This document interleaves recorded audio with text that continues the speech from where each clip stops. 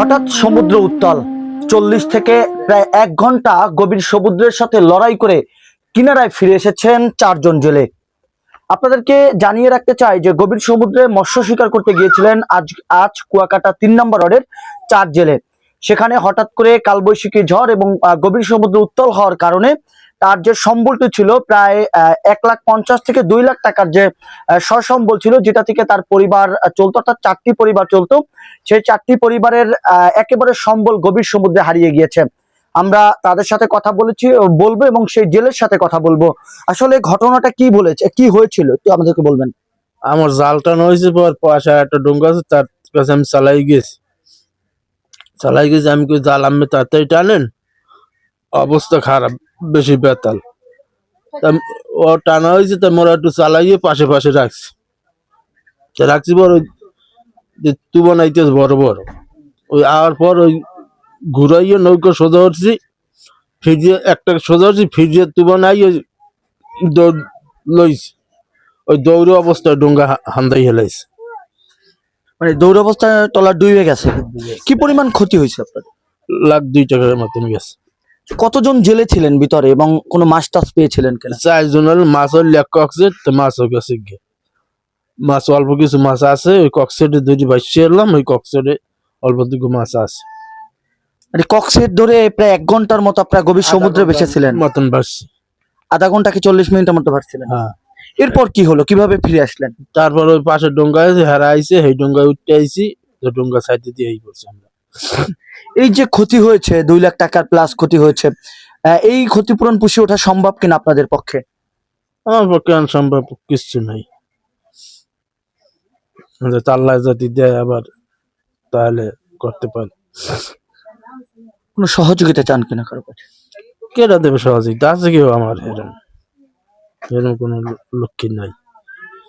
4 জন জেলে আপনাদের সাথে ছিল, তারা কারা কারা ছিল একটু যদি নামগুলো বলতেন। আমি বেল্লাল, আনুগজি, জাফর আর এক বেল্লাল, 4 জনের লোক। আসলে হঠাৎ করে কি এই দুর্ঘটনা ঘটছে? একলা আসুক এই অবস্থায় ডোঙ্গা ঘুরাই সোজা উঠছি, ওই দুবন বাজাইছি হোগায়, আস্তে হান্দাই হেলাইছি বড় তুবন, ওই অবস্থায় হান্দাই হেলাইছি। আমরা ভাসছি, এরপরে ডোঙ্গায় উঠে জাল টানা হয়েছে, আইছে, এইপর ওই ডোঙ্গায় উঠছে, উঠে এইবারে আইছে। প্রিয় দর্শক, যেমনটা তার মুখ থেকে শুনেছেন যে গভীর সমুদ্রের সাথে যুদ্ধ করে অর্থাৎ 40 মিনিট প্লাস তারা গভীর সমুদ্রের সাথে লড়াই করেছেন। তারপর পাশে একটি ট্রলার থাকার কারণে ভাগ্যক্রমে তারা আবার কিনারায় ফিরে এসেছেন, পরিবারের কাছে ফিরে এসেছেন। এভাবে প্রতিনিয়তই কিন্তু কুয়াকাটার উপকূলে যে জেলেরা রয়েছে তাদের বড় বড় দুর্ঘটনার সম্মুখীন হতে হয়। তবে সব থেকে দুঃখের বিষয়টি হলো এই পরিবারটির কিন্তু এর সাথে কিন্তু আরো 3 জন রয়েছে। মোট 4টি পরিবারের কিন্তু জীবন এখন হুমকির মুখে রয়েছে বলতে পারেন।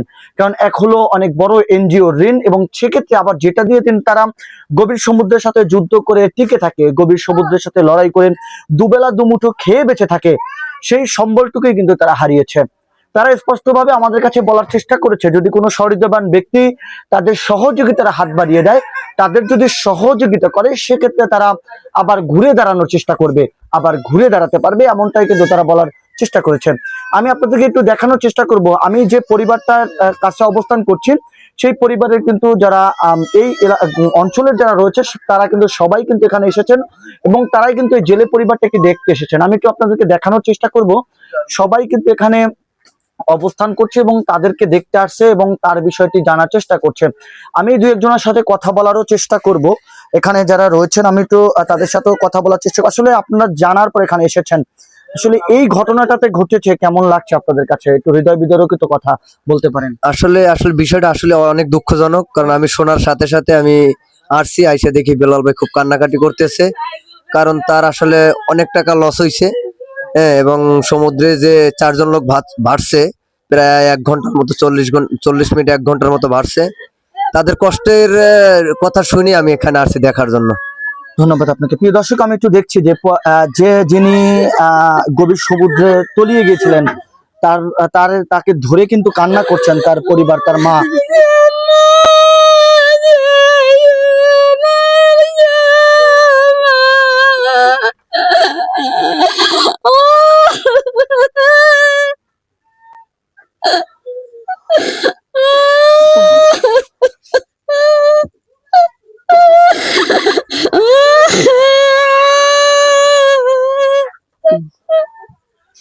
আমি একটু আপনার কাছে কথা বলতে চাই, আপনিও তো সমুদ্রে ছিলেন, আসলে ঘটনা কি ঘটেছিল? আরে ওই দোমা আইবে না, দোমা হারাইতে এই এই সমস্যা এলে কতক্ষণ সমুদ্রে ডুবেছিলেন? ধরেন আধা ঘন্টা আনলাম পানির মধ্যে। আধা ঘন্টা কি 1 ঘন্টা, 40 মিনিট কি 1 ঘন্টা ছিলেন? আপনার ছেলেকে আপনি ফিরে পেয়েছেন, সবকিছু হারিয়েছে, কেমন লাগছে?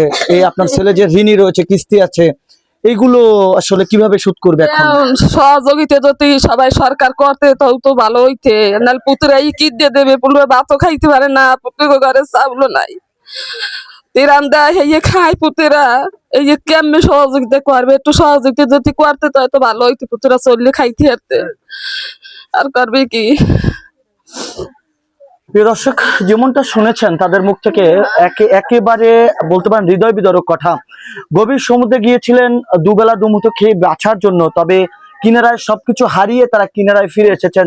অশ্রুবিতা কণ্ঠে পুরো এই গ্রামটি, যে জেলে পল্লীটি রয়েছে কুয়াকাটা পৌর 3 নম্বর ওয়ার্ডের, সেই জেলে পল্লীটি এখন নিস্তব্ধ নীরবতা বিরাজ করছে। এবং এই পরিবারগুলো যারা রয়েছে তারা সবার কাছে সহযোগিতার হাত বাড়িয়েছে। অর্থাৎ আপনারা যদি সহযোগিতা না করেন, সেক্ষেত্রে এই পরিবারগুলো আবার দাঁড়ানোটাই অনেকটা কষ্টসাধ্য হয়ে যাবে।